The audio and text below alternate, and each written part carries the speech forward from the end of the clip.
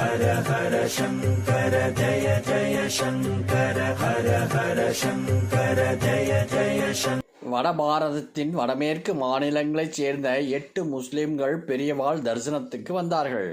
அவர்கள் எல்லோரும் செல்வந்தர்கள் என்ற நினைப்பை ஏற்படுத்தினாலும் எளிய உடை அணிந்திருந்தார்கள்.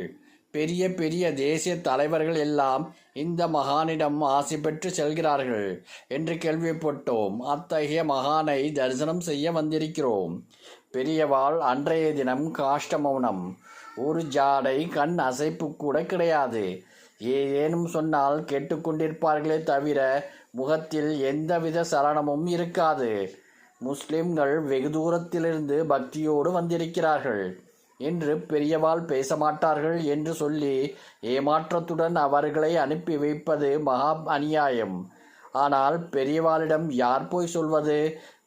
பாராம்பட்டு கண்ணன் என்று ஒரு துணிச்சல்காரர் இருந்தார். வடக்கே இருந்து 8 முஸ்லிம்கள் வந்திருக்கார். சமயப்பட்டுள்ளவர்கள் மாதிரி இருக்கு. ரொம்பவும் சாந்தமாயிருக்கா. பெரியவாளிடம் ஆசீர்வாதம் வாங்க வேண்டும். ரொம்ப எதிர்பார்ப்போடு வந்திருக்கா. 2 நிமிடம் கழித்து பெரியவாள் வெளியே வந்தார்கள். ஆயே ஆயே என்று அவர்களை அழைத்து உட்கார சொல்லி ஒவ்வொருவரிடமும் உரையாடினார்கள். வந்தவர்கள், நாங்கள் ஒரு பெரிய பிரச்சனையில் சிக்கியிருக்கிறோம் பெரியவா, அனுக்கிரகம் வேண்டும் என்று பிரார்த்தித்து கொண்டார்கள். பெரியவாள் சொன்னார்கள், நீங்கள் எல்லோரும் நல்ல பக்தர்கள். தினமும் 5 வேளை தொழுகை செய்யுங்கள்.